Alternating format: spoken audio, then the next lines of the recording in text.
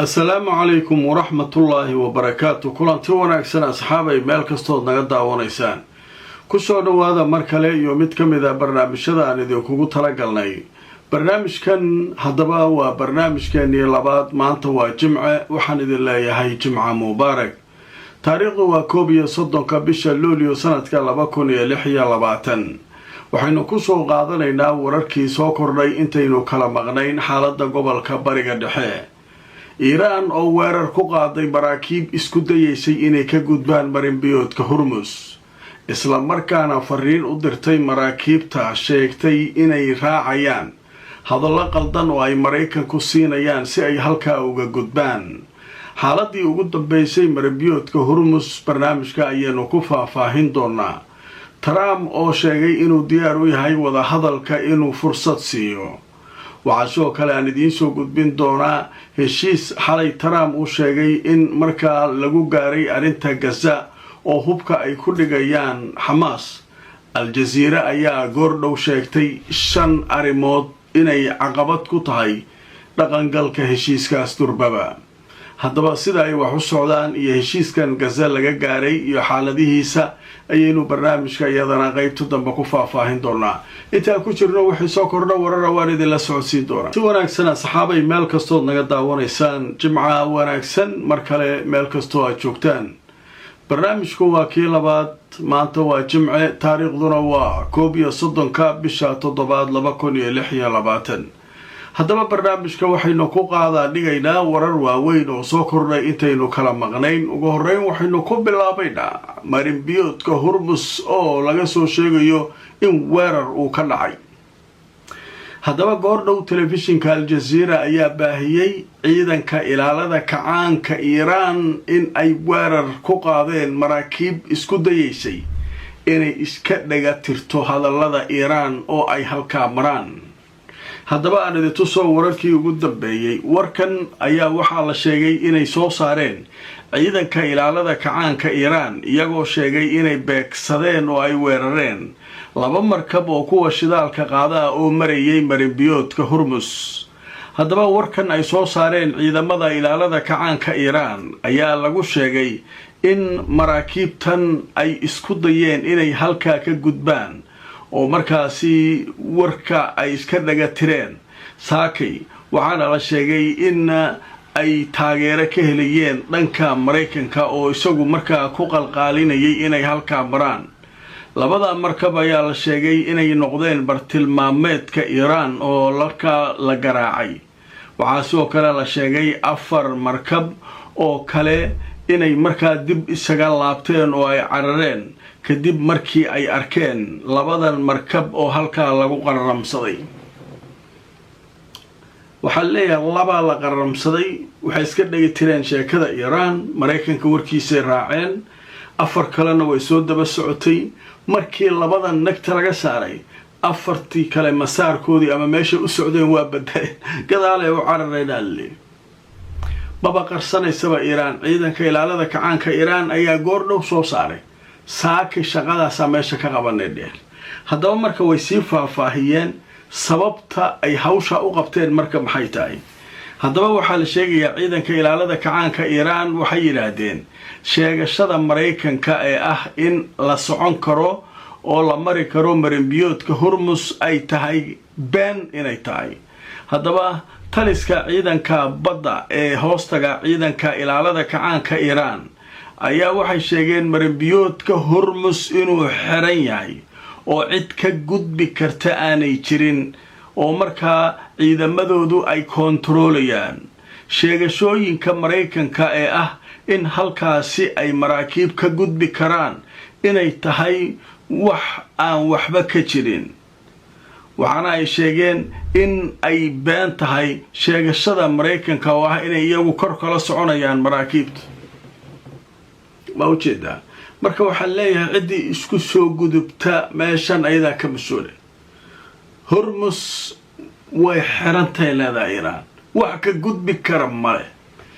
Mareykan hadda ciddii uu soo gudub dhaho ayaday u taalaa. marka waxay leeyihiin asagu ma soo gudbo. asagu ma gudbi karaa horta intuusan adiga ku gudbinin maraakiibtiisa waaweyn miyay ka gudbi karaan? maya.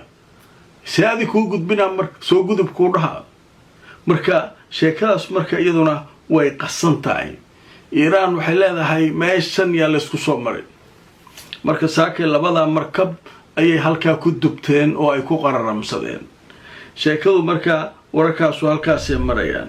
war kalaa soo baxay laleeyahay ninkii Trump ahaa wuxuu leeyahay wadahadallada fursad siina. laakiin wadahadallada fursad ha siiyo dhib ma lahan.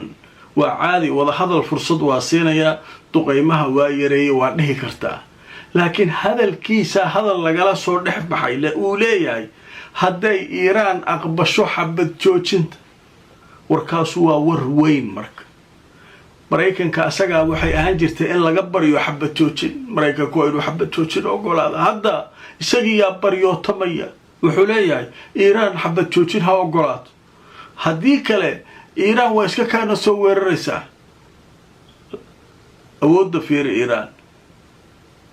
aljazeera ayaa ban oo qoraal ka diyaarisay hadalkiisa isa saartay. hadalkan uu leeyahay waqfa idlaaqi naara waxaan ka rabnaa inay aqbasho oo ka dalbanaynaa Iiraana laga dalbanaya xabad joojinta. meesha caadi baan oo Iiraani taaydi tuso telefishinka aljazeera wuxuu leeyahay mas'uul Maraykana ayaa wuxuu yiri Trump wuxuu doonayaa in markaasi la gaaro heshiis xabad joojina in la gaaro doonayaa. warkan waliba waxaa qoraya la leeyahay wargeyska la yiraahdo New York Post ee Maraykanka ka soo baxa oo soo xiganaya mas'uul Maraykana. Trump wuxuu diyaar u yahay inuu wada hadallada fursad siiyo, laakiin waa marka ereygan weeye, laakiin waxa uu ka dalbanayaa uu doonayaa muwaafaqada ama ogolaanshiyaha Iiraan ee ah in xabad joojin la sameeyo. wuxuu ka dalbanayaa Iiraan xabad joojinta inay aqbasho. Iiraan xabad joojinta Iiraan laga baryaa hadda. Iiraan sootay tiri mar hore anaga xabad joojin dhan ma noo qorna. maalinka rabno waa weerartamayna, maalinka rabno waa joogaynaa. sida la isaga joogay diyaaradahooda waxay nagta ka saarayaan meel, haddana waa iska joogayaan. xabad joojin maba yeelayna dheheen anaga. adii haddaa rabto soo weerar ama iska dhaaf aday ku taala. marka ninkan wuxuu leeyahay waxaan dalbanayaa xabad joojin, annaga wada hadallada fursad waa siinayna. marka sheekadaasu waxay ka mid tahay sheekooyinka wareersan ee Trump. waaye qaybta ugu dambaysa waxaan rabaa bal inaan faahfaahin kooban ka bixino heshiis warbaahintu ay ka hadlaysay xalay ilaa saakay oo arrinta Gaza ku saabsan. ma dhabbaa ma la heshiiyey? xamaas hubkeeda ma dhigaysaa? hubka ma dhigaysaa? maya dheh. xamaas meesha waxa la isku haya inaan fahamno waay. heshiisaa la gaaray, xabad joojintii maaragtay xamaasaa hubkii dhigaysa. sax maahanay leedahay jazeera, wax saxa maa waxaas. heshiiska waxaa ku jira leedahay wax aysan Israa'iil aqbalayn. muxuu yahay? hubkeenna waa dhigaynaa, makhaasiinaa gashanaynaa dheh. cidaan Falastiin ahaynna ma loo dhiibayo. oo fiirsada meesha kaartada ku jirta. hubka waxay dhaheen xamaas waa dhigaynaa, waa la xisaabinaa, makhaasiinaa ku xaraysanaynaa, dad Falastiiniyiina aa loo dhiibaa. Gaza low yaalaa hubka. Israa'iil maxay lahayd? hubka hala dhigo, hala burburiyo, hala gubo, ama ani hal iisoo dhiibay lahayd. taas marka waa mid. laakiin shardiga ka horeeya marka in hubka ay makhaasiinada geliyaan waxaa ka horeeya Israa'iil inay baxdo, insixaab kaamil inay ku baxdo, Gaza ka baxdo. Israa'iilna maxay leedahay? awal waxaa noo ah hubkan in la dhigo oo la baabi'iyo hubka xamaas, markaasaa baxaydha.